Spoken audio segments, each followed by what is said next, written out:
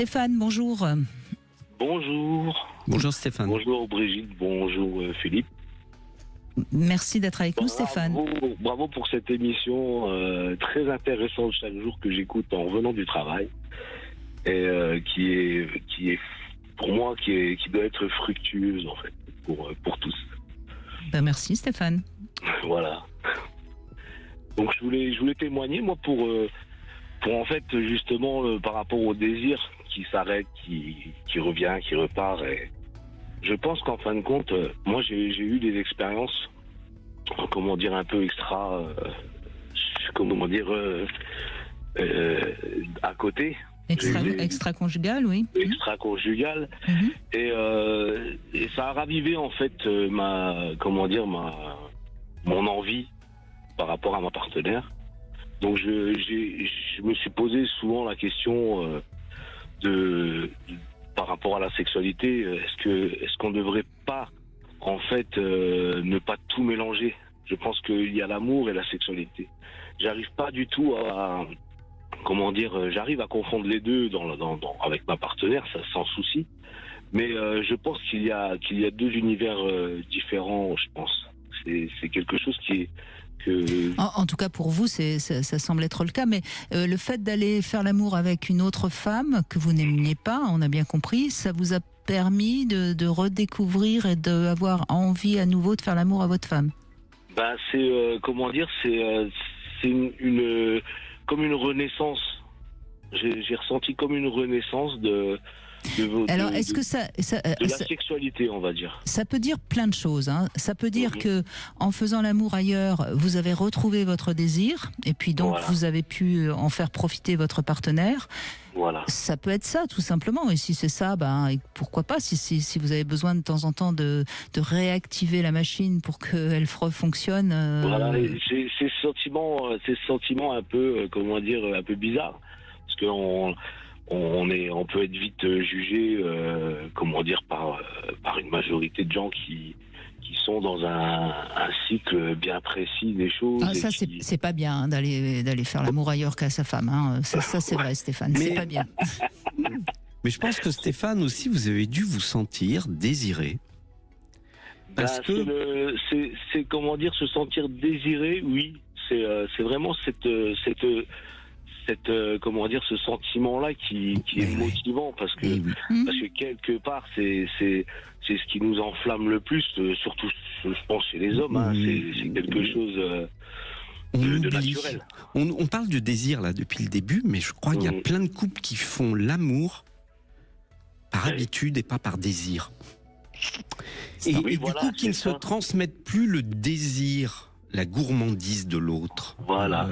Pour moi, c'est ça qui illustre le mieux le désir, cette gourmandise qu'on va avoir dans les yeux et dans les gestes. On la perd dans le couple. Enfin, pas tous les couples, pas tout le monde, mais malheureusement, des fois, elle se perd. Elle n'est pas toujours synonyme de perte de sexualité. La sexualité devient une espèce de rituel, etc. Et donc, effectivement, si on sort de ce rituel et qu'on retrouve cette gourmandise, ça y est, on est heureux de nouveau en appétit et on revient dans le couple dynamique. C'est très intéressant ce que vous dites, Philippe Arlin. Ça veut dire que Stéphane, votre femme, vous ne sentez pas qu'elle vous désire, donc ça a tué votre désir, mais vous avez d'autres femmes. Mutuel. Oui, j'entends bien. D'autres femmes vous ont désiré, vous avez eu envie, ça a réveillé la bête et vous avez pu faire l'amour à votre femme. C'est très juste ce que vous dites, Philippe Arlin. Sans doute que c'est ce qui a dû se passer. Et on oublie ça parce que on a fait l'émission autour du désir. On a l'impression que quand il n'y avait pas de désir, il n'y avait pas de rapport. Mais c'est plus subtil que ça. Il y a aussi des rapports sans désir. C'est-à-dire, c'est pas qu'il n'y a pas d'envie. Là, je ferai une nuance entre le désir et l'envie. Il y a bien de l'envie puisqu'il y a un rapport qui a lieu, mais on ne sait plus montrer à l'autre cette excitation. C'est peut-être plus facile à comprendre. On fait l'amour, mais on n'est pas forcément excité. On n'a plus ce lien. Et ça, quand on le retrouve, on le retrouve en nous. Et donc, tout le monde peut en bénéficier. Il y a des phrases qu'on devrait se dire. Moi, je suis sûre qu'une femme qui dit à son homme en le regardant droit dans les yeux... J'ai envie de toi. Non, mieux. J'ai envie que tu me fasses jouir. Je suis sûre que l'homme, il bande immédiatement. Ou il a peur. Oui, il a peur. Oui, on va trouver plus simple que tu me fasses jouir, non. C'est pour ça que je disais j'ai envie de toi, parce qu'au moins il n'y a pas de performance, il n'y a pas de... Oui, non mais attendez, un des premiers moteurs de l'homme, c'est faire jouir sa femme. Oui. Je suis désolé, Philippe. Oui, mais on est bien d'accord, c'est bien pour ça que ça lui fout la crampe quand il a peur de ne pas y arriver. Oui, mais attendez, alors là, il faut qu'il aille vous consulter. Hein. Qu'est-ce que vous en pensez, Stéphane, si elle vous dit ça ce soir? Moi ce soir, moi je suis open, hein, on va pas, voilà. comment dire, la vie est tellement courte qu'il faut pouvoir profiter de ce qu'on peut avoir au jour le jour.